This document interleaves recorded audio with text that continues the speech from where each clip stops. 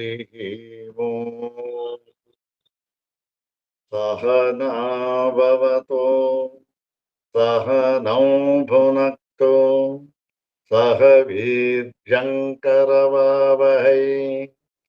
तेजस्विनावधीतमस्तु मा विद्विषावहै ॐ शान्ति शान्ति शान्तिः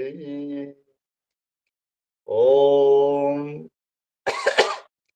श्रुतिस्मृतिपुराणानाम् आलयं करुणालयं नमामि भगवत्पादं शङ्करं लोकशङ्करं नमामि भगवत्पादशङ्करं लोकशङ्करम् वन्दे तं सच्चिदानन्दं यतिवर्यं महामतिं वेदवेदान्तसारज्ञं सद्गुरुं प्रणतोऽस्म्यहम् सदाशिवसमारम्भाम् शङ्कराचार्यमध्यमाम् अस्मदाचार्यपर्यन्ताम् वन्दे गुरुपरम्पराम्।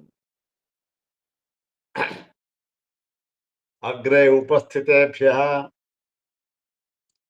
भवद्भ्यः सर्वेभ्यो जिज्ञासुभ्यः हार्दान् प्रणामान् समर्पयामि। ब्रह्मसूत्र शाङ्करभाष्ये तृतीयाध्याये तृतीये पादे एकसूत्रात्मकेऽस्मिन् पञ्चदशे हान्यधिकरणे तस्मिन् हान्यधिकरणे उपनिबद्धम् एकमात्रं सूत्रं द्विवारं पठित्वा सूत्रार्थं तद्भाष्यभागं च यथाचार्यानुग्रहं विचारयामः। इदं सूत्रं पादादितः षड्विंशं सूत्रम्। सर्वाग्रे शंकर भगवत पूज्यपादानां प्रशस्ति श्लोकमेकं पठित्वा तेषां पादारविन्दयोः शिरसा प्रणिपत्य अनुग्रहं च प्राप्य प्रकृतं षड्विंशं सूत्रं तदवशिष्टभाष्यभागं च यथाचार्यानुग्रहं विचारयामः। सर्वाग्रे शंकर भगवत पूज्यपादानां प्रशस्ति श्लोकमेकं द्विवारं पठामः। ओम ब्रह्मनिष्ठं यतिश्रेष्ठं वेद वेदान्तपारगं प्रणमामि जगद्वन्द्यं श्रीमच्छङ्करदेशिकम्। ओम ब्रह्मनिष्ठं यतिश्रेष्ठं वेद वेदान्तपारगं प्रणमामि जगद्वन्द्यं श्रीमच्छङ्करदेशिकम्। प्रणमामि जगद्वन्द्यं श्रीमच्छङ्करदेशिकम्। अथ श्रीमच्छङ्कर भगवतः कृतौ शारीरकमीमांसा भाष्ये तृतीये साधनाध्याये तृतीये पादे एकसूत्रात्मकं पंचदशं हान्यधिकरणम्। ओम हानौ तोपायन शब्दशेषत्वात् कुशाच्छन्दस्तुत्युपगानवत्तदुक्तम्। ओम हानौ तोपायन शब्दशेषत्वात् कुशाच्छन्दस्तुत्युपगानवत्तदुक्तम्। ಇದು ಈ ಒಂದು ಹಾನ್ಯಧಿಕರಣದಲ್ಲಿ ಉಪನಿಬದ್ಧವಾಗಿರತಕ್ಕಂತಹ ಏಕಮಾತ್ರ ಸೂತ್ರ. ಈ ಸೂತ್ರವನ್ನ ನಾವು 2 ಸಾರಿ ಪಾರಾಯಣ ಮಾಡಿದ್ದೇವೆ. ಇಲ್ಲಿ ಈ ಪೂರ್ವ ಪಕ್ಷ ಆದ ಮೇಲೆ ಸಿದ್ಧಾಂತ ಭಾಗ ಹೇಳ್ತಾರಲ್ಲ ಆಚಾರ್ಯರು, ಆಗ ಈ ವಿಚಾರವನ್ನು ಹೇಳೋಣ ಅಂತ ಅಂದ್ಕೊಂಡಿದ್ದೆ. ಈಗಲೇ ಅದರ ಒಂದು ಸ್ವಲ್ಪ ನೋಡೋಣ ಏನು ಅಂತಂದ್ರೆ ನಾವು ಏನು ಸೂತ್ರವನ್ನ ನಾವು ಪಾರಾಯಣ ಮಾಡೋದವಲ್ಲ, ಪಾರಾಯಣ ಮಾಡಿದ್ದು ಅದು ನಮ್ಮ ಈ ನಾವು ಪಾರಾಯಣಕ್ಕೆ ಇಟ್ಕೊಂಡಿದ್ದೀವಲ್ಲ, ಪಾಠಕ್ಕೆ ಇಟ್ಕೊಂಡಿದ್ದೀವಲ್ಲ ಸ್ವಾಮಿ ಪಾದರವರ ಪುಸ್ತಕ, ಅದಕ್ಕೆ ಅನುಗುಣವಾಗಿದೆಯೇ ಇಲ್ಲವೇ? ಇದನ್ನ ಬಹುಶಃ ಯಾರು ಅಬ್ಸರ್ವ್ ಮಾಡಿದಿರೋ ಇಲ್ವೋ ಗೊತ್ತಿಲ್ಲ. ಇದು ನೋಡಿ, ಇಲ್ಲಿ ಪುಸ್ತಕ ಇದೆಯಲ್ಲ, ಪುಸ್ತಕ ತಮ್ಮ ಹತ್ರ ಇದ್ರೆ ನೋಡಿ. ಹಾನೌತೋಪಾಯನ ಶಬ್ದಶೇಷತ್ವಾತ್, ನಾನೇನ್ ಹೇಳಿದೆ? ಕುಶಾಚ್ಛಂದಸ್ತುತ್ಯುಪಗಾನವತ್ತದುಕ್ತಂ ಅಂತ. ಕುಶಾಚ್ಛಂದ ಅಂತ ಹೇಳಿದಲ್ಲ, ಇವಾಗ ಈ ಕುಶಾಚ್ಛಂದ ಅನ್ನುವಾಗ ಈ ಚಕಾರಕ್ಕೆ ಚಕಾರ ಒತ್ತು ಬಂದಿದೆ, ಅದನ್ನ ಒತ್ತಿ ಹೇಳಿದೆ ಕುಶಾಚ್ಛಂದ ಅಂತ. ಈಗ ಇಲ್ಲಿ ಪ್ರಿಂಟ್ ಆಗಿರೋದೇನಿದೆ? ಚಕಾರಕ್ಕೆ ಚಕಾರ ಒತ್ತು ಇಲ್ಲ, ಕುಶಾಚ್ಛಂದ ಅಂತ ಒಂದೇ ಸಮನಾಗಿ ಬಂದಿದೆ. ಚಕಾರ ಇಲ್ಲ, ಚಕಾರಕ್ಕೆ ಚಕಾರ ಒತ್ತು ಇಲ್ಲ. ಕುಶಾಚ್ಛಂದ ಸ್ತುತ್ಯುಪಗಾನವತ್ತದುಕ್ತಂ ಅಂತ ಇದೆ. ಇಲ್ಲಿ ಈ ಕುಶಾಚ್ಛಂದ ಸ್ತುತ್ಯುಪಗಾನವತ್ತದುಕ್ತಂ ಅಂತನೋ ಸರಿಯೇ, ಅಥವಾ ಕುಶಾಚ್ಛಂದ ಸ್ತುತ್ಯುಪಗಾನವತ್ತದುಕ್ತಂ ಅಂತಕ್ಕಂಥ ಸರಿಯೇ ಅಂತಕ್ಕಂಥದ್ದು ಪ್ರಶ್ನೆ. ಈ ತರಹ ಪ್ರಶ್ನೆಗಳು ಇಲ್ಲಿ ಭಾಷ್ಯಕಾರರು ಈ ಏನು ಉತ್ತರವನ್ನ ಏನು ಹೇಳೋದಿಲ್ಲ. ಯಾಕೆಂದ್ರೆ ಇವೆಲ್ಲ ಈ ಒಂದು ವ್ಯಾಕರಣ ವಿಚಾರ ಅದು ಇದು ತಗೊಂಡು ನಾವು ಹೇಳಬೇಕಾದಿಲ್ಲಪ್ಪ, ನಮಗೆ ಸಮಯ ಇಲ್ಲ. ನಾವು ಈ ಸಿದ್ಧಾಂತ ಭಾಗ ಏನಿದೆ ಅದನ್ನ ಮಾತ್ರ ಹೇಳ್ತೇವೆ, ಪೂರ್ವ ಪಕ್ಷವನ್ನು ಹೇಳ್ತೇವೆ, ವಾದ ಮಾಡ್ತೇವೆ, ತರ್ಕ ಮಾಡ್ತೇವೆ, ಎಲ್ಲ ಹೇಳ್ತೇವೆ. ಈ ಭಾಷಾ ವ್ಯಾಕರಣ ಇದೆಯಲ್ಲ, ಇದಕ್ಕೆ ಸಂಬಂಧಪಟ್ಟ ಹಾಗೆ ನಾವು ಪ್ರಯೋಗ ಮಾಡತಕ್ಕಂತ ಪ್ರತಿಯೊಂದು ಪದವೂ ಕೂಡ ವ್ಯಾಕರಣಬದ್ಧವಾಗಿಯೇ ಇರುತ್ತೆ. ಪ್ರತಿಯೊಂದು ಶಬ್ದವೂ ಕೂಡ ವ್ಯಾಕರಣಬದ್ಧವಾಗಿಯೇ ಇರುತ್ತೆ. ಅದನ್ನ ನಾವು ಹೇಳಬೇಕಾದ್ದಿಲ್ಲ. ಆದ್ದರಿಂದ ಇದನ್ನ ನಾವೇನು ಹೇಳೋ ಹಾಗಿಲ್ಲ, ಹೇಳಿಲ್ಲ, ಅದು ಮುಂದೆ ಹೋಗ್ಬಿಟ್ಟಿದ್ದಾರೆ. ಆದ್ರೆ ನಮಗೆ ಗೊತ್ತಾಗ್ಬೇಕಲ್ಲ ಯಾವ್ದು ಸರಿಯಾಗಿದೆ ಅಂತ. ಶಂಕರ ಭಗವತ್ಪಾದರು ಅವ್ರ ಮನಸ್ಸಲ್ಲಿತ್ತು, ಕುಶಾಚ್ಛಂದ ಬರೆದು ಬಿಟ್ರು, ಪ್ರಿಂಟ್ ಆಗಿದೆ. ಪ್ರಿಂಟ್ ಆಗಿದ್ದು ಸರಿ ಅಂತ ನಮಗೆ ಪ್ರಮಾಣ? ಪ್ರಿಂಟಿಂಗ್ ಮಿಸ್ಟೇಕ್ ಇರಬಹುದು. ಕೇಳೋಣ ಅಂತಂದ್ರೆ ಶಂಕರ ಭಗವತ್ಪಾದ ನಮಗೆ ಸಿಕ್ಕೋದಿಲ್ಲ ಪ್ರತ್ಯಕ್ಷವಾಗಿ. ಏನ್ ಮಾಡ್ಬೇಕು ಅಂತಂದ್ರೆ ಇದಕ್ಕಾಗಿ ನೋಡಿ, ಇಂತಹ ವಿಚಾರಕ್ಕೆ, ಕೆಲವು ವಿಚಾರಕ್ಕೆ ನಮಗೆ ಈ ಒಂದು ವ್ಯಾಖ್ಯಾನ ಪ್ರಸ್ಥಾನ ಅಂತ ಅನ್ನೋದು ತುಂಬಾ ಉಪಯುಕ್ತವಾಗುತ್ತೆ. ಇಲ್ಲಿ ಕುಶಾಚ್ಛಂದ ಅಂತ ಹೇಳ್ಬೇಕೆ, ಕುಶಾಚ್ಛಂದ ಅಂತ ಹೇಳ್ಬೇಕೆ, ಚಕಾರ ಒತ್ತಬಾರದು ಅಂತ ಹೇಳ್ಬೇಕೆ, ಒತ್ತಿ ಚಕಾರವನ್ನು ಸೇರಿಸಿ ಹೇಳ್ಬೇಕೆ ಅಂತಕ್ಕಂಥದ್ದು ಇದಕ್ಕೆ ಉತ್ತರವನ್ನು ಹೇಳ್ತಾರೆ. ಇದು ಸ್ವಲ್ಪ ಒಂಥರ ಸ್ವಾರಸ್ಯವಾಗಿರುತ್ತೆ. ಸ್ವಲ್ಪ ಇದೇ ವಿಚಾರ ಮಾಡಿ ಸ್ವಲ್ಪ ತಲೆ ಒಂದ್ ಸ್ವಲ್ಪ ಹಿಡಿದೋಗಿದ್ರೆ ಸ್ವಲ್ಪ ಈ ವಿಚಾರ ಮಾಡಿದಾಗೂ ಆ ಕಡೆ ಹೋಗುತ್ತೆ. ಅದನ್ನ ಆ ಸಿದ್ಧಾಂತ ಭಾಗದಲ್ಲಿ ಹೇಳ್ತೇವೆ. ಈಗೇನ್ ಬೇಡ, ಸ್ವಲ್ಪ ತಮ್ಮ ಗಮನದಲ್ಲಿ ಇರ್ಲಿ ಅಂತಕ್ಕಂಥ ಅದನ್ನ ಮಾತ್ರ ಹೇಳಿದೆ ಅಷ್ಟೇ, ಇನ್ನೇನಿಲ್ಲ. ಅದನ್ನ ನೋಡೋಣ ಮುಂದೆ. ಈಗ ಇನ್ನೊಂದು ಸಾರಿ ಈ ಸೂತ್ರ ಹೇಳ್ಕೊಂಡ್ಬಿಡೋಣ. ಓಂ ಹಾನೌತೋಪಾಯನ ಶಬ್ದಶೇಷತ್ವಾತ್ ಕುಶಾಚ್ಛಂದ ಸ್ತುತ್ಯುಪಗಾನವತ್ತದುಕ್ತಂ.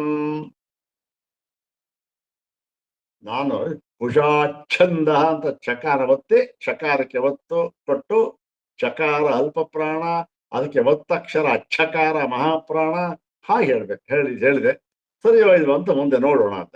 ಆದ್ರೆ ಪುಸ್ತಕದಲ್ಲಿ ಆ ತರ ಇಲ್ಲ, ಕುಶಾಚ್ಛಂದ ಅಂತಲೇ ಇದೆ. ನೋಡೋಣ ಏನು ಅಂತಂತ. ಈಗ ಅದು ಬೇಡ, ಅಷ್ಟು ಸಾಕದು. ಈಗ ಈ ಸೂತ್ರಕ್ಕೆ ಅರ್ಥ ಏನಾಯ್ತು ನಾವು ನೋಡಿದ್ದೇವೆ. ಅರ್ಥ ಏನು ಅಂತಂದ್ರೆ, ಸುಕೃತ ದುಷ್ಕೃತಯೋ ಹಾನೌತು ಅಂದ್ರೇನು? ಹಾನೌ ಶ್ರೂಯಮಾಣೆ ಸತಿ ಕುಶಾಚ್ಛಂದ ಸ್ತುತ್ಯುಪಗಾನವತ್ ತಯೋ ಉಪಾದಾನಸ್ಯಾಪಿ ಸನ್ನಿಪಾತ. ಸನ್ನಿಪಾತ ಅಂದ್ರೆ ಉಪಸಂಹಾರ ಅಂತ. ಯಾಕೆ ಕುತಃ ಉಪಾಯನ ಶಬ್ದ ಶೇಷತ್ವ. ಅರೆ ಸ್ವಾಮಿ, ನೀವು ಪ್ರಮಾಣ ಉಪಾಯನ ಶಬ್ದ ಶೇಷತ್ವ ಅಂತ ಹೇಳಿದ್ರಲ್ಲ, ನಿಮ್ ಪ್ರಮಾಣಕ್ಕೆ ಆಧಾರ ಯಾವುದು? ಏನೋ ಕಾರಣ ಹೇಳ್ಬಿಟ್ರಲ್ಲ, ಕಾರಣಕ್ಕೆ ಪ್ರಮಾಣ ಯಾವ್ದು, ಆಧಾರ ಯಾವ್ದು ಅದಕ್ಕೆ? ಅಂದ್ರೆ ತತ್ ಪೂರ್ವತಂತ್ರೇ ಉಕ್ತಮಸ್ತಿ.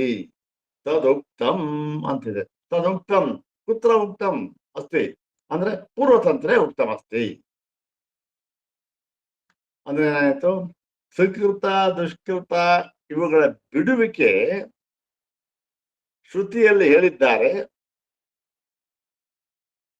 ಆದರೂ ಕೂಡ ಏನು ಹೇಳಿಲ್ಲ, ಬಿಡುವಿಕೆಯನ್ನು ಹೇಳಿದ್ದಾರೆ ಹೊರತು ಅದನ್ನು ಯಾರು ತೆಗೆದುಕೊಳ್ತಾರೆ ಅಂತ ಹೇಳಿಲ್ಲ. ಸುಕೃತ ದುಷ್ಕೃತ ಇವನ್ನ ಬಿಟ್ಬಿಟ್ಟು ಯಾರು ತಗೊಳ್ತಾರೆ ಅಂತ ಕೆಲವು ಕಡೆ ಹೇಳಿಲ್ಲ, ಕೆಲವು ಕಡೆ ಹೇಳಿದ್ದಾರೆ, ಕೆಲವು ಕಡೆ ಹೇಳಿಲ್ಲ. ಈಗ ಹೇಳಿಲ್ಲದೆ ಇರೋ ಕಡೆ ತಗೊಳ್ತಾರೆ ಅಂತ ಅನ್ನೋದು ನೀವು ಬೇರೊಬ್ಬರು ತಗೋಬೇಕಲ್ಲ, ನೀವು ಬಿಟ್ರೆ ಬೇರೊಬ್ಬರು ತಗೊಳ್ಬೇಕಲ್ಲ. ಆ ತಗೊಳ್ಳೋದು ಅಂತ ಸೇರಿಸ್ಕೋಬೇಕೇ ಬೇಡವೇ ಅಂತಾನು ಪ್ರಶ್ನೆ. ಏನು ಇದನ್ನ ಯಾತಕ್ಕಾಗಿ ನಾವು ವಿಚಾರ ಮಾಡಬೇಕು ಅಂತಂದ್ರೆ, ಅಲ್ಲ ಸ್ವಾಮಿ, ಇವನು ಬಿಟ್ರೆ ಏನಾಯ್ತದು? ಅದಕ್ಕೆ ಗತಿ ಏನಾಯ್ತು? ಬಿಟ್ರೆ ಇನ್ನೊಬ್ಬ ತಗೊಳ್ಬೇಕಲ್ಲ. ಒಂದು ಪಕ್ಷ ತಗೊಳ್ಳಿಲ್ಲ ಅಂತ ಇಟ್ಕೊಂಡ್ರೆ ಅದಕ್ಕೆ ಏನು ಗತಿ? ಅದು ಉಳ್ಕೊಳ್ಳುತ್ತಾ ಅಂತಂದ್ರೆ ಇವನ ಗತಿ ಏನು? ಇವನ್ ಅನುಭವಿಸೋದಕ್ಕೆ ಇವನ್ ಚಿನ್ನ ಹುಟ್ಟುತ್ತಾನ, ಮತ್ತೆ ಇಲ್ಲಿ ಆ ಉಳ್ಕೊಳ್ಳುತ್ತೆ ಅಂತಂದ್ರೆ ದ್ವೈತವೇ ಪ್ರಾಪ್ತವಾಯ್ತು. ಹೀಗೆಲ್ಲ ಬೇಕಾದಷ್ಟು ಈ ಅದ್ವೈತದ ಮೇಲೆ ಆಕ್ಷೇಪಣೆಗಳು ಬಂದ್ಬಿಡುತ್ತವೆ.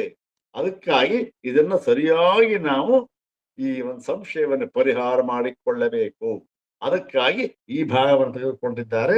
ಈ ಭಾಗದಲ್ಲಿ ಬಹಳ ಬಹಳ ಮುಖ್ಯವಾಗಿ ಬೇಕಾದಷ್ಟು ಈ ಶಾಖಾಂತರಗಳನ್ನ ಉದ್ಧಾರ ಮಾಡಿದ್ದಾರೆ ಆಚಾರ್ಯ. ಮುಂದೆ ಬರುತ್ತೆ ಈಗಲೇ ಬರುತ್ತೆ ಶಾಖಾಂತರ. ಎಷ್ಟು ಶಾಖಾಂತರಗಳು ಅವರ ಕಾಲದಲ್ಲಿ ಇದ್ದಂತಹ ಎಲ್ಲ ಶಾಖೆಗಳಲ್ಲಿ ಸಾಮಾನ್ಯವಾಗಿರ್ತಕ್ಕಂಥ ಎಲ್ಲ ಶಾಖೆಗಳನ್ನು ಕೂಡ ತೆಗೆದುಕೊಂಡು ನೋಡಿ ಇಲ್ಲಿ ಹೀಗೆ ಹೇಳಿದೆ ಅಂತ ಹೇಳಿ ಮಾಡಿದ್ದಾರೆ. ಅವರ ವಿದ್ವತ್ತಿಗೆ ಪಾಂಡಿತ್ಯಕ್ಕೆ ಇವೆಲ್ಲ ಸಾಕ್ಷಿಗಳು. ಇಲ್ಲಿ ಈಗ ಏನದು, ಯಾವ್ದನ್ನು ಬಿಡಬೇಕು, ಎಲ್ಲಿ ತಗೊಳ್ಬಾರ್ದು, ತಗೊಳ್ಬೇಕು ಹೇಳಿದ್ದಾರೆ ಅಂತಂದ್ರೆ ಈಗ ಅದನ್ನು ಪ್ರಾರಂಭ ಮಾಡ್ತಾ ಇದ್ದಾರೆ. ಇದು ಈ ಭಾಗ ಕೇಳಿ ಯಾವುದಿದು ಪೂರ್ವ ಪಕ್ಷಿ ಹೇಳ್ತಾ ಇರ್ತಕ್ಕಂಥದ್ದು. ಈಗ ಪೂರ್ವ ಪಕ್ಷಿ ಹೇಳ್ತಾನೆ. ಇದಿಷ್ಟು ಈ ವಿಷಯ ಆಯ್ತು ಈಗ ಹೇಳಿದ್ದು. ಕೆಲವು ಕಡೆ ತಗೊಳ್ಬೇಕು ಅಂತ ಹೇಳಿ ಬಿಡಬೇಕು ಅಂತ ಹೇಳಿದ್ದಾರೆ, ಕೆಲವು ಕಡೆ ತೆಗೆದುಕೊಳ್ಬೇಕು ಅಂತ ಹೇಳಿದ್ದಾರೆ, ಕೆಲವು ಕಡೆ ತೆಗೆದುಕೊಳ್ಬೇಕು ಬಿಡಬೇಕು ಅಂತ ಎರಡು ಕಡೆನೂ ಹೇಳಿದ್ದಾರೆ.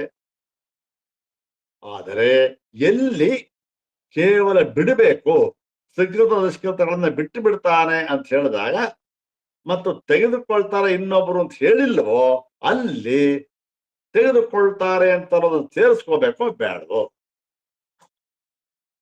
ಏನು ನೋಡಿ ಸ್ವಾಮಿ, ಪೂರ್ವಪಕ್ಷ ಹೇಳ್ಬಿಟ್ಟ. ನೀವು ಹಿಂದಿನ ಅಧಿಕರಣದಲ್ಲಿ ಹೇಳಿದ್ರಿ ಏನಂತ, ವೇದಾದ್ಯರ್ಥ ಭೇದಾತ್ ಅನ್ನುವಾಗ ಅಲ್ಲಿ ಹೇಳಿದ್ರಿ ಏನು, ಈ ಒಂದು ಸಮಾನಾಧಿಕರಣ್ಯದಲ್ಲಿ ಅಂದ್ರೆ ಸಮಾನವಾಗಿ ಇನ್ನೊಂದು ಕಡೆ ಬಂದಿದ್ದರೂ ಕೂಡ ಅದನ್ನ ಇಲ್ಲಿ ತೆಗೆದುಕೊಳ್ಳಬಾರದು ಅಂತ ಸಿದ್ಧಾಂತ ಮಾಡಿದ್ವಿ. ಹಾಗಾಗಿ ಇಲ್ಲಿಯೂ ಕೂಡ ಏನಾಗಿದೆ, ಇಲ್ಲೂ ಶ್ರುತಿಗಳಲ್ಲಿ ಹೇಳಿದೆ. ಆದ್ದರಿಂದ ಇದನ್ನ ತೆಗೆದುಕೊಳ್ಳಬಾರದು. ಹಾನವನ್ನ ಹೇಳಿದ್ದಾರೆ, ಉಪಾಯನವನ್ನ ಹೇಳಿಲ್ಲರೆ ಬಿಟ್ಟುಬಿಡಿ, ತೆಗೆದುಕೊಳ್ಬಾರದು, ಅದನ್ನು ಸೇರಿಸ್ಕೋಬಾರದು ಅಂತ. ಇದು ಏನು ನೀವೇ ಹೇಳಿದ್ದು ಸ್ವಾಮಿ ಹಿಂದಿನ ಸೂತ್ರದಲ್ಲಿ.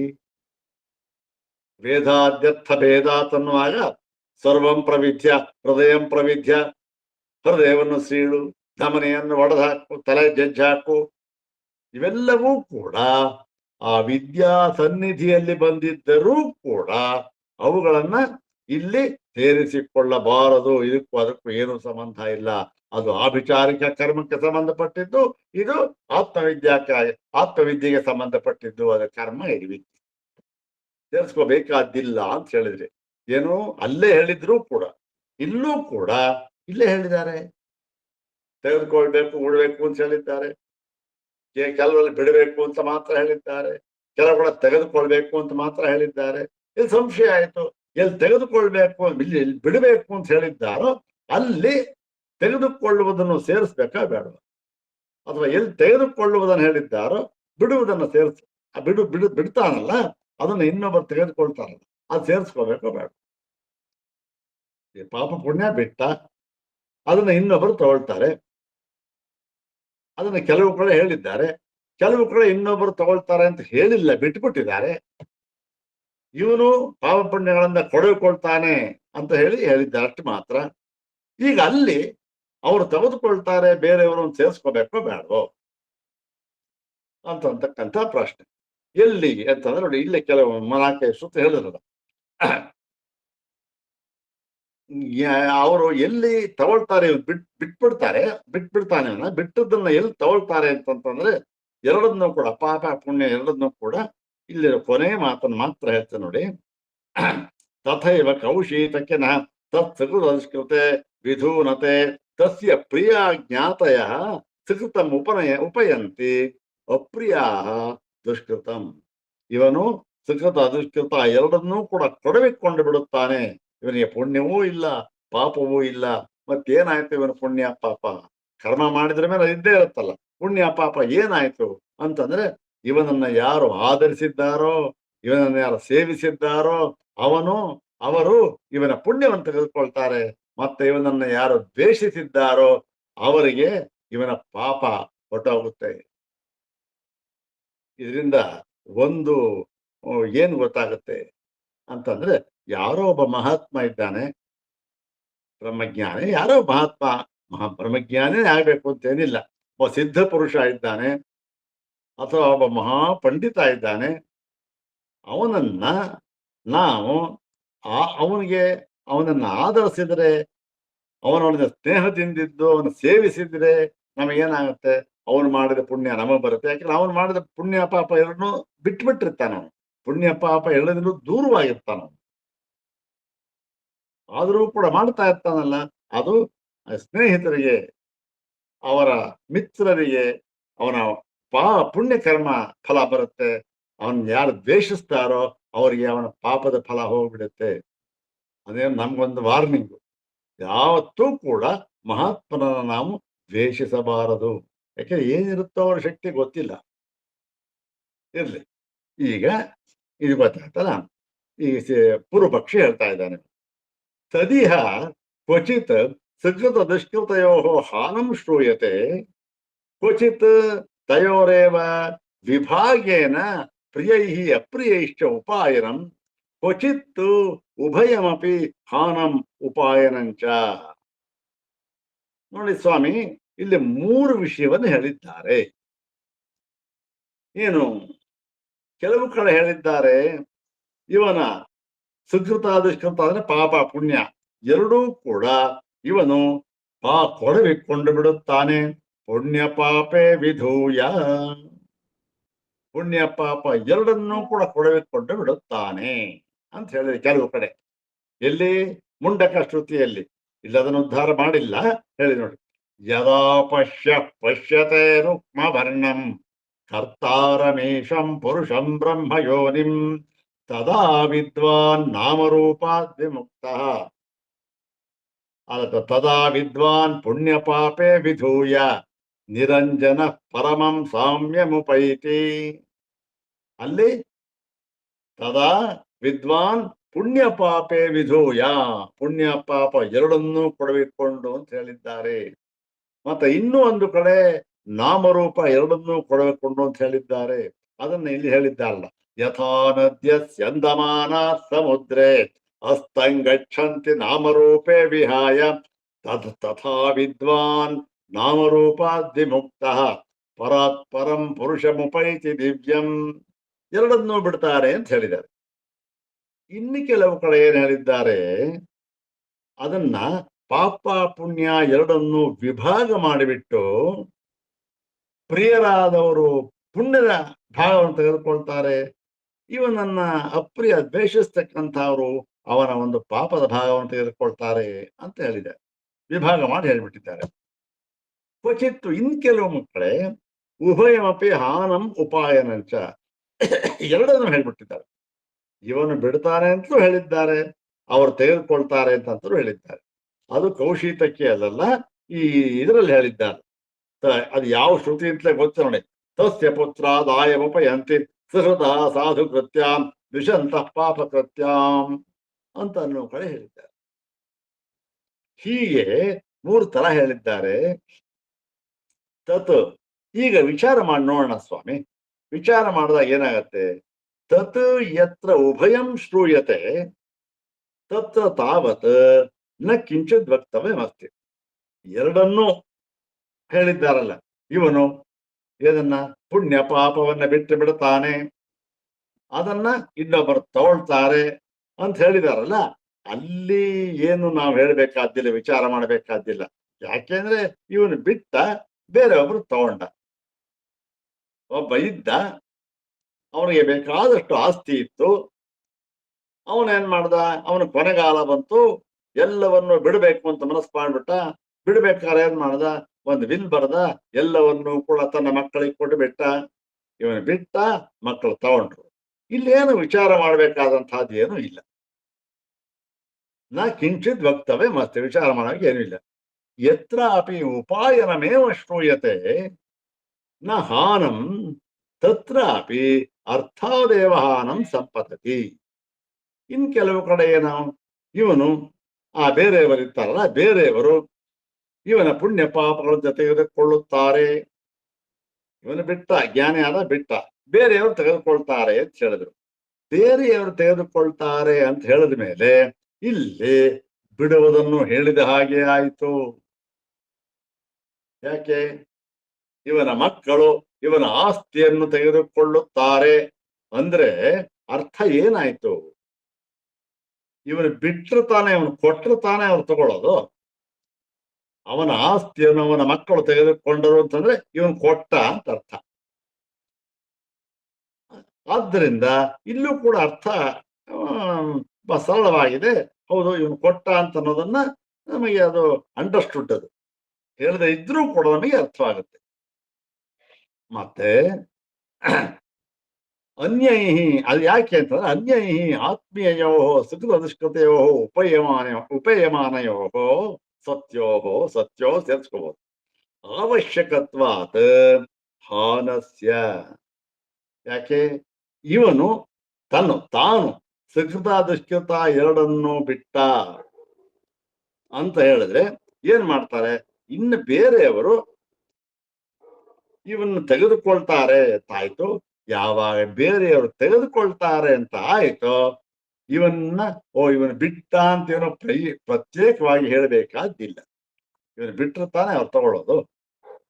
ಆದ್ದರಿಂದ ಅಲ್ಲೂ ಕೂಡ ಸರಿಯಾಗಿದೆ, ಏನು ಯಾವ ಸಂಶಯಕ್ಕೂ ಆಸ್ಪದ ಇಲ್ಲ. ಆದರೆ ಇನ್ನೊಂದು ಕಡೆ ಏನ್ ಹೇಳಿದ್ದಾರೆ ಸ್ವಾಮಿ ನೋಡಿ. ಯತ್ರತೋ ಹಾನಮೇವ ಶ್ರೂಯತೆ ನೋಪಾಯನಂ. ಆದ್ರೆ ಕೆಲವು ಕಡೆ ಇವನು ಪುಣ್ಯ ಪಾಪಗಳನ್ನು ಬಿಟ್ಟು ಬಿಡುತ್ತಾನೆ. ತದಾ ವಿದ್ವಾನ್ ಪುಣ್ಯ ಪಾಪೇ ವಿಧೂಯ ನಿರಂಜನಂ ಪರಮಂ ಸಾಮ್ಯಮುಪೈತಿ ಅಂತ ಹೇಳಿದ್ದಾರೆ. ತದಾ ವಿದ್ವಾನ್ ಪುಣ್ಯ ಪಾಪೇ ವಿಧೂಯ. ಇವನು ಪುಣ್ಯ ಪಾಪವನ್ನ ಬಿಟ್ಟು ಬಿಡುತ್ತಾನೆ ಅಂತ ಹೇಳಿದೆ. ಏನೇ ಆಗಿದೆ? ಬೇರೆಯವರು ಇದನ್ನು ತೆಗೆದುಕೊಳ್ಳುತ್ತಾರೆ ಅಂತ ಹೇಳಿಲ್ಲ.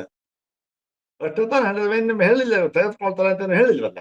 ತದಾ ವಿದ್ವಾನ್ ಪುಣ್ಯ ಪಾಪೇ ವಿಧೂಯ ಆಮೇಲೆ ಇವನು ಗತಿ ನಿರಂಜನಂ ಪರಮಂ ಸಾಮೆ ಉಪೈತಿ ಹೇಳಿದೆ. ಬೇರೆಯವರು ತಗೋತಾರೆ ಅಂತ ಏನು ಹೇಳಿಲ್ಲ. ಅಲ್ಲಿ ಅಂತಹ ಕಡೆಯಲ್ಲಿ ಬೇರೆಯವರು ತೆಗೆದುಕೊಳ್ಳುತ್ತಾರೆ ಎನ್ನುವುದನ್ನ ನಾವು ತತ್ರ ಉಪಾಯನಂ ಸನ್ನಿಪತಯತ್ವಾ ನವ ಇತಿ. ಆಗ ಅಲ್ಲಿ ಬೇರೆಯವರು ಇದನ್ನು ತೆಗೆದುಕೊಳ್ಳುತ್ತಾರೆ ಎನ್ನುವುದನ್ನ ಸೇರಿಸ್ಕೊಳ್ಬೇಕೇ ಬೇಡವೆ? ಇವಾಗ ಬೇರೆಯವರು ತೆಗೆದುಕೊಳ್ತಾರೆ ಅಂತ ಹೇಳಿದ್ರೆ ಇವನು ಬಿಟ್ಟ ಅಂತ ಅನ್ನೋದು ಅದು ನ್ಯಾಚುರಲ್, ಅದು ಸಾಮಾನ್ಯ. ಅದು ಅವ್ರು ತೆಗೆದುಕೊಳ್ಬೇಕಾದ್ರೆ ಇವನ್ ಬಿಟ್ಟರು ತಾನೇ ತೆಗೆದುಕೊಳ್ಳೋದು. ಅವಶ್ಯಕ, ಇಲ್ಲಿ ಬಿಡಬೇಕಾದ ಅವಶ್ಯಕ. ಆದರೆ ಇವನು ಬಿಟ್ಟಾಗ ಬೇರೆಯವರು ಇದನ್ನು ತೆಗೆದುಕೊಳ್ಳುತ್ತಾರೆ ಅಂತ ಅನ್ನೋದು ಅವಶ್ಯಕವಾ? ಯೋಚನೆ ಮಾಡಿ. ಈಗ ನೋಡಿ, ಇವನು ಅವರು ತೆಗೆದುಕೊಳ್ಳುತ್ತಾರೆ ಅಂತಂದಾಗ ಇವನು ಬಿಡ್ತಾನೆ ಅಂತ ಅನ್ನೋದನ್ನ ಹೇಳಿದ ಹಾಗೆ ಆಯ್ತು. ಯಾಕೆ ಇವನು ಬಿಟ್ಟಿರ್ತಾನೆ ಅವ್ರು ತಗೊಳ್ಳೋದು.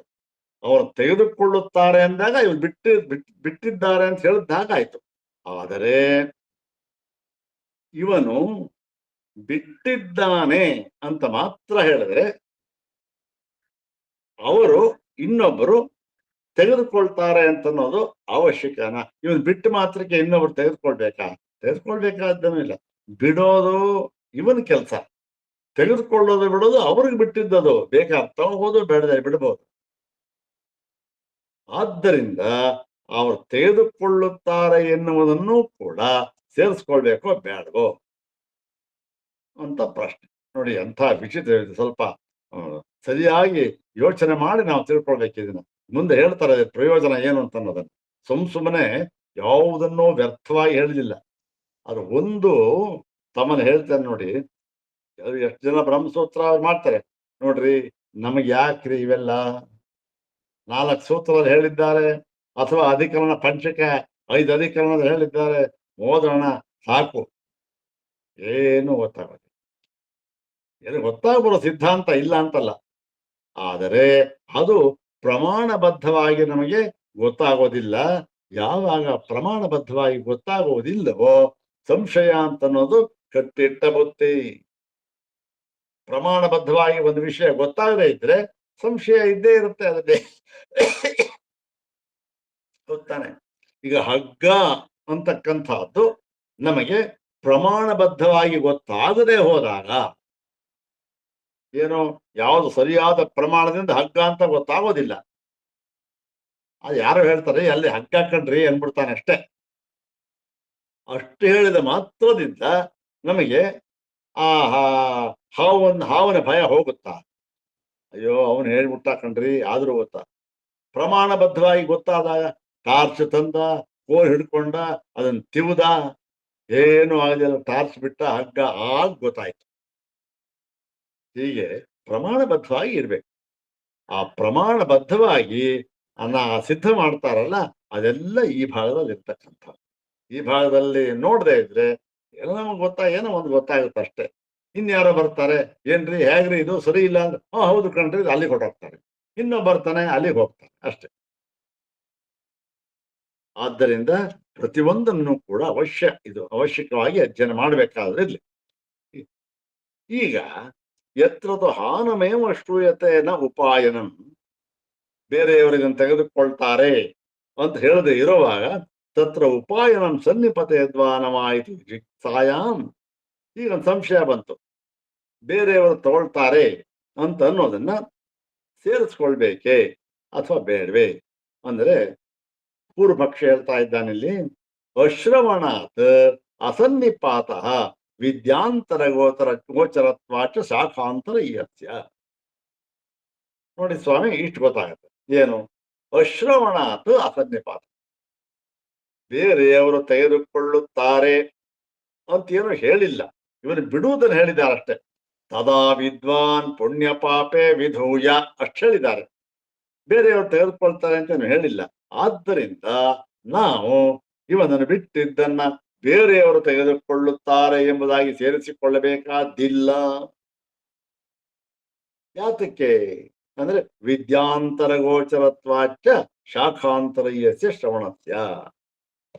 ಅಂದ್ರೆ ಬೇರೆ ಯಾವುದೋ ಬೇರೆ ಶಾಖೆಯಲ್ಲಿ ಹೇಳಿದ್ದಾರೆ ತೆಗೆದುಕೊಳ್ಬೇಕು ಅಂತ, ಅಲ್ಲಿ ಹೇಳಿದ್ದನ್ನ ಅಲ್ಲಿ ಯಾವುದೋ ವಿದ್ಯಾಂತರ ಬೇರೆಯ ಒಂದು ಪ್ರಕರಣದಲ್ಲಿ, ಯಾವುದೋ ಬೇರೆಯ ಪ್ರಕರಣದಲ್ಲಿ ಹೇಳಿರ್ತಾರೆ, ಅದನ್ನು ತಂದು ಇಲ್ಲಿ ನೀವು ಈ ಪ್ರಕರಣದಲ್ಲಿ ಎಲ್ಲೋ ಹೇಳಿರತಕ್ಕಂಥದ್ದನ್ನ ಇಲ್ಲಿ ಸೇರಿಸಿಕೊಳ್ಳಬೇಕಾದ ಅವಶ್ಯಕತೆ ಇಲ್ಲ. ಯಾಕೆ? ಇಲ್ಲಿ ಹೇಳಿಲ್ಲ, ಅಂತ ಬೇರೆ ಕಡೆಯಿಂದ ಸೇರಿಸ್ಕೊಳ್ಬೇಕಂತಿಲ್ಲ. ಮತ್ತು ಶ್ರವಣ ಅಪಿಚ ಆತ್ಮಕರ್ತೃಕಂ ಸುಖದ ಅಧಿಷ್ಠತೆಯೋ ಹಾನಂ ಪರಕರ್ತೃಕಂತೂ ಉಪಾಯನಂ. ಇನ್ನು ಅದನ್ನ ಯಾಕೆ ಸ್ವಾಮಿ ಸೇರಿಸ್ಕೊಳ್ಬೇಕು? ಅವನ್ ತಗೋತಾನ ಬಿಡ್ತಾನ ನಮಗೆ ಯಾಕೆ ಬೇಕು? ನೋಡಿ, ಇಲ್ಲಿ ಒಳ್ಳೆ ನ್ಯಾಯ ಇದು. ಆತ್ಮ ಕರ್ತೃಕಂತೋ ಸಕೃತಿವ ಪಾಪ ಪುಣ್ಯಗಳನ್ನ ಬಿಡುವುದು ಅಂತನ್ನೋದು ಇವನಿಗೆ ಸಂಬಂಧಪಟ್ಟಿದ್ದು. ಹೌದ್ ತಾನೆ? ನನಗೆ ಸಂಬಂಧಪಟ್ಟಿದ್ದು. ನನಗೆ ಜ್ಞಾನೋದಯವಾಯ್ತು, ಆತ್ಮಜ್ಞಾನವಾಯ್ತು, ನಾ ಬಿಟ್ಟ ಇವನು ಪಾಪ ಪುಣ್ಯ. ಇವನು ಬಿಟ್ಟ, ಇನ್ನೇನಿಲ್ಲ, ಅಭಿಮಾನ ಹೋಯ್ತು ಅವನಿಗೆ. ಮತ್ತೆ ಇನ್ನೊಬ್ರು ತಗೊಳ್ತಾರೆ ಅಂತನ್ನೋದು ಇವನಿಗೆ ಸಂಬಂಧಪಟ್ಟಿಲ್ಲ, ನನಗೆ ಸಂಬಂಧಪಟ್ಟಿಲ್ಲ. ತಗೊಳ್ಳೋದು ಬಿಡೋದು ಅವ್ರಿಗೆ ಸಂಬಂಧಪಟ್ಟಿದೆ, ಪರಕರ್ತೃಕ. ಆದ್ದರಿಂದ ಅವ್ರು ತಗೊಳ್ತಾರೋ ಬಿಡ್ತಾರೋ ನಮಗೆ ಯಾಕೆ? ಮತ್ತೆ ಶ್ರುತಿಯಲ್ಲಿ ಹೇಳೂ ಇಲ್ಲ. ಆದ್ದರಿಂದ ಅದನ್ನೇನು ಇಲ್ಲಿ ಸೇರಿಸಿಕೊಳ್ಳಬೇಕಾದ್ದಿಲ್ಲ.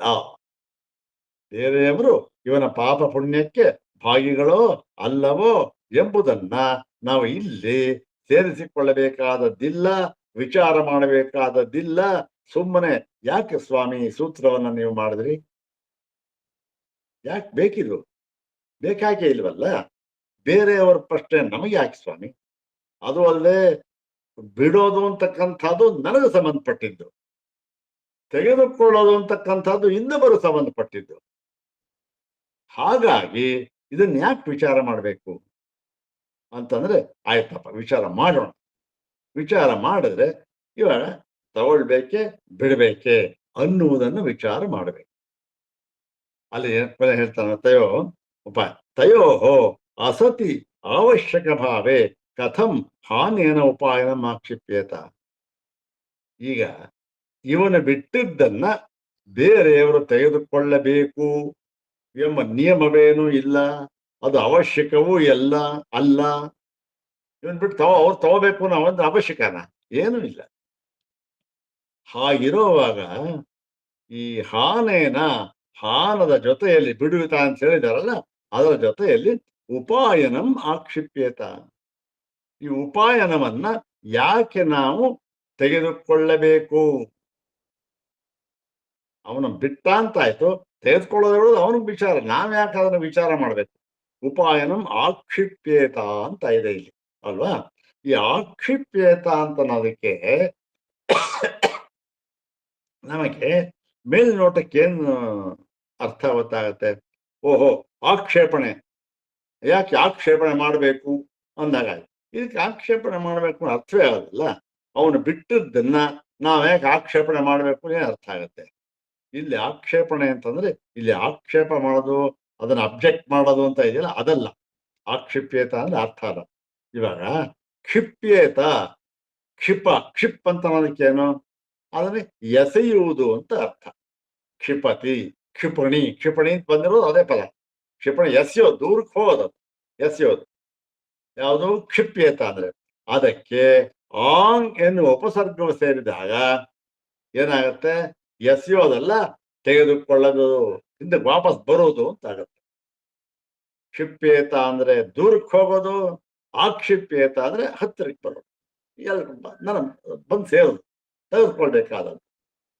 ಕ್ಷಿಪ್ಯೇತ ಅಂದ್ರೆ ಬಿಡ್ತಕ್ಕಂಥದ್ದು, ಆಕ್ಷಿಪ್ಯೇತ ಅಂದ್ರೆ ಸೇರಿಕೊಳ್ತಕ್ಕಂಥದ್ದು. ಇದು ಸೇರಿಸಿಕೊಳ್ಳಬೇಕು ಅಂತ ಅರ್ಥ.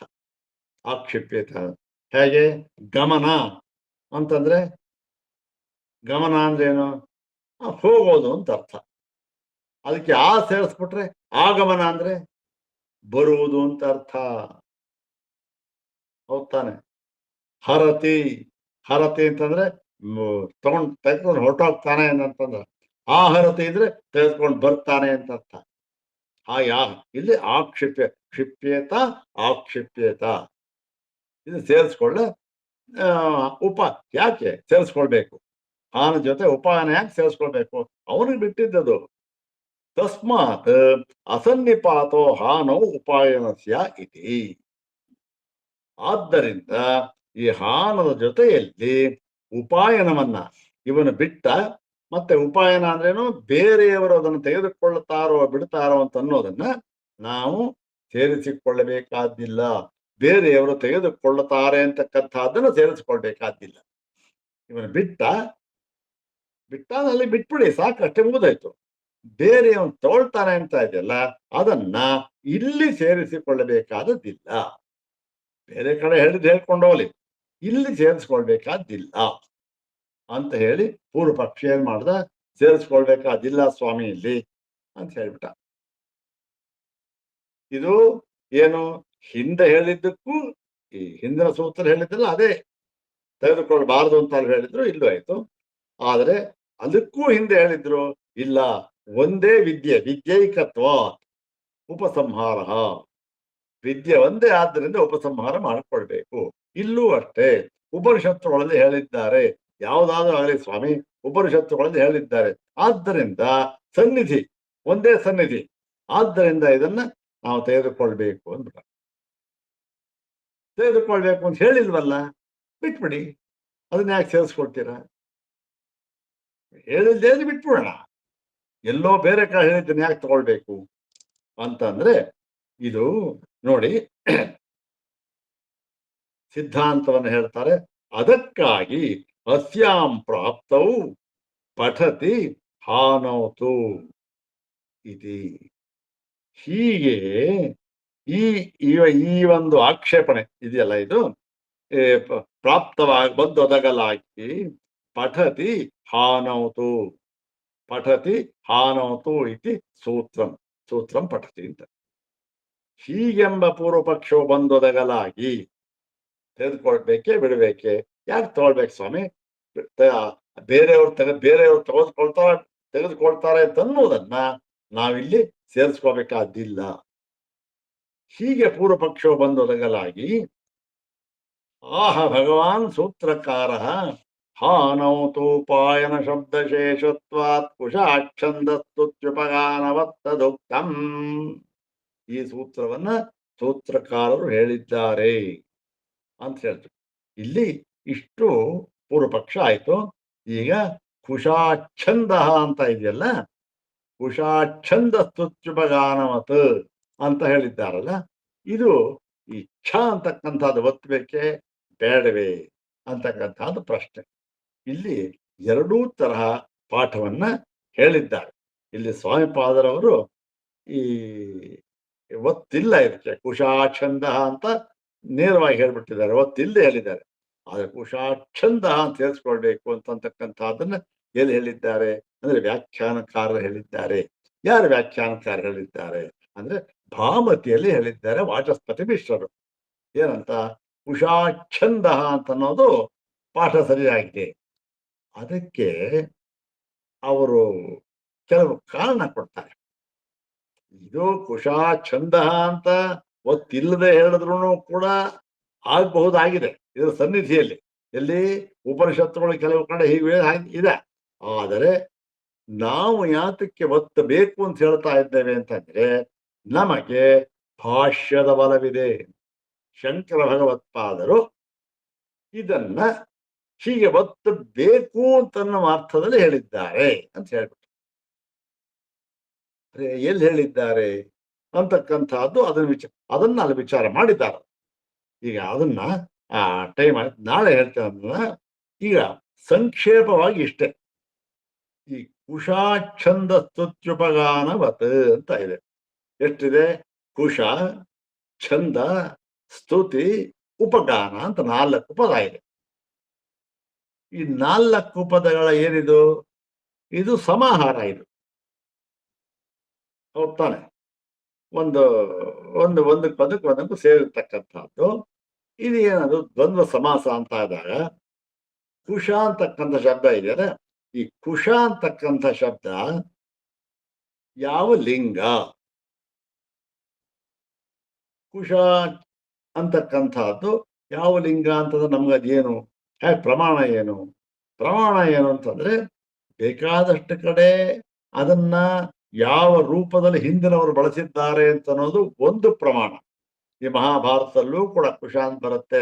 ನಾವೆಲ್ಲಾ ಕರ್ಮ ಮಾಡುವಾಗಲೂ ಕೂಡ ಕುಶ ಅಂತ ಬಂದೇ ಬರುತ್ತೆ. ಸಮಿತ್ತು ಕುಶ ಅಂತಕ್ಕಂಥದ್ದು ಎರಡನ್ನೂ ಒಟ್ಟು ಸೇರ್ತಿರ್ತೇವೆ. ಒಂದು ಆ ದೃಷ್ಟಿಯಲ್ಲಿ ನೋಡಿದಾಗ ಏನಾಗುತ್ತೆ, ಕುಶ ಅಂತಕ್ಕಂಥದ್ದು ಪುಲ್ಲಿಂಗ ಶಬ್ದ ಅಂತ ಗೊತ್ತಾಗುತ್ತೆ. ಬೇರೆ ಕಡೆ ಎಲ್ಲ ಬಳಸಿರೋದು ನೋಡಿದಾಗ ಕುಶ ಅಂತ. ಮತ್ತೆ ಅಮರದಲ್ಲಿಯೂ ಕೂಡ ಅದು ಪ್ರಮಾಣ ತಾನೇ. ಅಮರಸಿಂಹನ ಅಮರ ಪ್ರಮಾಣ ಯಾವ ಲಿಂಗ, ಅದಕ್ಕೆ ಅಮರಕ್ಕೆ ಇನ್ನೊಂದು ಹೆಸರೇನು? ಅಮರಕ್ಕೆ ಇನ್ನೊಂದು ಹೆಸರು ಏನು ಅಂತಂದ್ರೆ ಅದು ನಾಮಲಿಂಗಾನುಶಾಸನಂ ಅಂತ ಅದಕ್ಕೆ ಅರ್ಥ. ಅಮರ ಅಂತಂದ್ರೆ ಒಂದೇ, ಅಮರ ಅಂತ ಅದರ ಹೆಸರು. ನಾಮಲಿಂಗಾನುಶಾಸನಂ, ನಾಮ ನಾಮ ಅಮರ ಅಂದ್ರೆ ನಾಮಗಳು, ಎಷ್ಟೋ ನಾಮಗಳು ಹೇಳಿದೆ, ಅರ್ಥ ಹೇಳಿದ್ದಾರೆ. ಲಿಂಗ, ಅದ್ರ ಜೊತೆಗೆ ಲಿಂಗವನ್ನು ಹೇಳಿದ್ದಾರೆ. ಇದು ಯಾವ ಲಿಂಗ ಅಂತ ಹೇಳಿದ್ದಾರೆ, ಅದು ನಮಗೆ ಪ್ರಮಾಣ. ಈ ಪ್ರಮಾಣದಿಂದ ನೋಡಿದಾಗ ಅಮರಕೋಶದಲ್ಲಿ ಈ ಕುಶ ಎಂಬತಕ್ಕಂತಹ ಶಬ್ದವನ್ನ ಏನು ಸ್ಪಷ್ಟವಾಗಿ ಇದನ್ನು ಸ್ತ್ರೀಲಿಂಗದಲ್ಲಿ ಪ್ರಯೋಗ ಮಾಡಬಾರದು, ಸ್ತ್ರೀಲಿಂಗದಲ್ಲಿ ಪ್ರಯೋಗ ಇಲ್ಲ ಅಂತ ಹೇಳ್ಬಿಟ್ಟಿದ್ದಾರೆ. ಅದನ್ನ ನಾನು ಹೇಳ್ತೇನೆ, ಅದನ್ನು ಮಾಡಬಾರ್ದು ಅಂತ ಹೇಳ್ಬಿಟ್ಟಿದ್ದಾರೆ. ಅಲ್ಲಿ ಏನಂದ್ರೆ ಪುಲ್ಲಿಂಗ ಶಬ್ದ. ಪುಲ್ಲಿಂಗ ಶಬ್ದ ಅಂತ ಆದಾಗ ನಾವು ಪದ ವಿಭಾಗವನ್ನು ಹೇಗೆ ಮಾಡಬೇಕು ನೋಡಿ. ಛಂದ ಅಂತನ್ನುವಾಗ ಒತ್ತದೇ ಇರುವಾಗ 4 ಪದ ಏನು, ಕುಶಾ, ಛಂದ, ಸ್ತುತಿ, ಉಪಗಾನವತ್ ಅಂತ ವಿಭಾಗ ಮಾಡಬೇಕು. ಕುಶಾ, ಛಂದ, ಛಂದ, ಸ್ತುತಿ, ಉಪಗಾನವತ್. ಯಾವುದಕ್ಕೆ? ಛಂದಸ್ ಶಬ್ದ ಅದು ನಪುಂಸಕಲಿಂಗ, ಕುಶಾ ಅಂತಕ್ಕಂಥದ್ದು ಹಾಗೆ ಮಾಡ್ಬೇಕು. ಹಾಗೆ ಮಾಡಿದಾಗ ಒತ್ತಬೇಕಾದಿಲ್ಲ, ಕುಶಾ ಛಂದ ಅಂತ ಹೇಳ್ಬೋದು. ಆದರೆ ಕುಶಾ ಅಂತ ಅನ್ನೋದು ಅವಾಗ ಕುಶಾ ಅಂತ ದೀರ್ಘ ಮಾಡ್ಬಿಟ್ರೆ ನೀವು ಸ್ತ್ರೀಲಿಂಗ ಶಬ್ದ ಆಗ್ಬಿಡುತ್ತೆ. ಕುಶ ಅಂತಕ್ಕಂಥದ್ದು ಸ್ತ್ರೀಲಿಂಗ ಶಬ್ದ ಅಲ್ಲ. ಆದ್ದರಿಂದ ಏನ್ ಮಾಡ್ಬೇಕು? ಕುಶ ಅಂತ ಮಾಡ್ಬೇಕು. ಕುಶ ಅಂತ ಮಾಡಿದಾಗ ಈ ಛಂದ ಅಂತ ಅನ್ನೋದಕ್ಕೂ ಇದಕ್ಕೂ ಒತ್ತೋದು ಯಾಕೆ ಸ್ವಾಮಿ? ಅದಕ್ಕೆ ಕುಶ ಛಂದ ಅಂತ ಹೇಳ್ಬೋದಲ್ಲ. ಆದ್ರೆ ಹಾಗಿಲ್ಲ, ಸೂತ್ರಕಾರರು ಕುಶಾ ಅಂತ ಮಾಡ್ಬಿಟ್ಟಿದ್ದಾರೆ. ನಾವು ಅದನ್ನೇನು ಮಾಡೋ ಹಾಗಿಲ್ಲ, ಸಿದ್ಧವಾಗಿಲ್ಲ. ಆದ್ದರಿಂದ ಇಲ್ಲಿ ಪದ ವಿಭಾಗವನ್ನು ಹೇಗೆ ಮಾಡಬೇಕು? ಕುಶ ಛಂದ ಅಂತ ಅಲ್ಲ, ಕುಶ ಪುಲ್ಲಿಂಗ ಶಬ್ದ, ಕುಶ ಆಚ್ಛಂದ ಅಂತ ವಿಭಾಗ ಮಾಡಬೇಕು. ನೋಡಿ ಎಷ್ಟು ಸೂಕ್ಷ್ಮವಾದ ವಿಚಾರಗಳಿವೆ. ಕುಶ ಪ್ಲಸ್ ಆಚ್ಛಂದ, ಕುಶಾಚ್ಛಂದ. ಅದರ ಪ್ರಕಾರ ಕುಶಾಚ್ಛಂದ ಸ್ತುತ್ಯುಪಗಾನಮತ್ತದುಕ್ತಂ ಅಂತ ಹೇಳ್ಬೇಕು. ಕುಶ ಪ್ಲಸ್ ಆಚ್ಛಂದ. ಹೀಗೆ ಮಾಡಿದಾಗ ಇದು ಪುಲ್ಲಿಂಗ ಶಬ್ದ ಆಗುತ್ತೆ, ಕುಶ ಅಂತ ಅನ್ನೋದು. ಇಲ್ಲದೆ ಇದ್ರೆ, ಕುಶನ ಒತ್ತದೇ ಇದ್ರೆ, ಛಂದ ಛ ಅಂತ ಒತ್ತದೇ ಇದ್ರೆ ಕುಶಾ ಛಂದ ಅಂತ ಮಾಡ್ಬೇಕಾಗತ್ತೆ. ಕುಶಾ ಅಂತ ಅನ್ನೋದು ಸ್ತ್ರೀಲಿಂಗ ಶಬ್ದ ಆಗ್ಬಿಡುತ್ತೆ, ದೀರ್ಘ. ಸ್ತ್ರೀಲಿಂಗ ಶಬ್ದ ಅಲ್ಲ, ಅದು ಪುಲ್ಲಿಂಗ ಶಬ್ದ ಅಂತ ಎಲ್ಲಿ ಹೇಳಿದ್ದಾರೆ? ಈ ಒಂದು ಭಾಮತಿಯನ್ನು ಹೇಳಿದ್ದಾರೆ, ಮತ್ತೆ ಅಮಲಾನಂದರು ಕಲ್ಪತರೋದನ್ನು ಹೇಳಿದ್ದಾರೆ, ಮತ್ತು ಸಾಮಾನ್ಯ ಭಾಷೆಯಲ್ಲಿ ಬರೆದಿದ್ದಾರೆ. ಇದನ್ನ ಈ ಫುಟ್ ನೋಟ್ ನಲ್ಲಿ ಸ್ವಾಮಿಪಾದರವರು ಬರೆದಿದ್ದಾರೆ. ಈ ಒಂದು ಭಾಗನ ಬರೆದಿದ್ದಾರೆ, ಅಂದ್ರೆ ಇಷ್ಟು ವಿಶದವಾಗಿ ಬರ್ದಿಲ್ಲ, ಸ್ವಲ್ಪ ಸೂಕ್ಷ್ಮ ಬರೆದಿದ್ದಾರೆ. ಅಂದ್ರೆ ಏನಾಯ್ತು ನೋಡಿ, ಇವೆಲ್ಲ ನಮಗೆ ಗೊತ್ತಾಗಬೇಕಾದ್ರೆ ಸೂಕ್ಷ್ಮವಾಗಿ ವ್ಯಾಖ್ಯಾನ ನಾವು ಅಲ್ಲುಗಳಿಯೋ ಹಾಗಿಲ್ಲ. ಅದನ್ನೆಲ್ಲ ಅದನ್ನ ಬಹಳ ಮುಖ್ಯವಾದದ್ದು. ಸ್ವಾಮಿಪಾದರು ತಿಳ್ಕೊಂಡಿದ್ದ ಹಾಗೆ ಅವರು ಕೂಡ ವ್ಯಾಖ್ಯಾನವನ್ನು ಓದಿ ತಿಳ್ಕೊಂಡ್ರು ಅಷ್ಟೇ. ಇನ್ನೇನು ಬೇರೆ ಏನಿದೆ? ಬೇರೆ ಯಾರು ಶಂಕರ ಭಗವತ್ಪಾದರನ್ನು ಹೇಳ್ತಾರಾ? ಹೇಳೋದಿಲ್ಲ. ಹಾಗಾಗಿ ಎಲ್ಲಿಯೂ ಕೂಡ ನಾವು ಇವತ್ತಿನ ದಿವಸ ದೊಡ್ಡ ತುಂಬಾ ಏನೋ ಗೊಂದಲ ಆಗಿಬಿಟ್ಟಿದೆ. ಏನು, ಯಾರೋ ಒಂದು ಸ್ವಾಮಿಪಾದರವರು ಇಲ್ರಿ ವ್ಯಾಖ್ಯಾನ ಎಲ್ಲ ಇದು ಮಾಡಬಾರ್ದು ಅಂದ್ಬಿಟ್ಟಿದ್ದಾರೆ, ಎಲ್ಲ ಅವ್ರನ್ನೆಲ್ಲ ಬೈದು ಬಿಟ್ಟಿದ್ದಾರೆ, ನಾವು ಅದನ್ನ ಹಾಗಾಗಿ ನಾವು ಆಧರಿಸಬಾರ್ದು, ನಾವು ಇವನ್ನ ಯಾವುದು ಈ ಶೃಂಗೇರಿ ಪಾಠಕ್ಕೆ ಅವೆಲ್ಲ ಹೇಳಬಾರ್ದು, ಅಂದ್ರೆ ರೆಕಾರ್ಡ್ ಮಾಡಿ ನಿಲ್ಲಿಸ್ಬಿಡಿ, ಇವೆಲ್ಲ ಇದು ಮಾಡಬಾರ್ದು, ಆ ಸಂಪ್ರದಾಯ ಮಾಡಬೇಕು, ಏನೇನೋ ಇದೆಲ್ಲ ಎಲ್ಲೂ ಹೇಳಿಲ್ಲ. ಬರೀ ತಪ್ಪು ತಪ್ಪು ಅರ್ಥ. ಇದನ್ನ ಸಮರ್ಥವಾಗಿ ಹೇಳ್ಬೇಕಷ್ಟೆ. ಸ್ವಾಮಿಪಾದರು ಎಲ್ಲೂ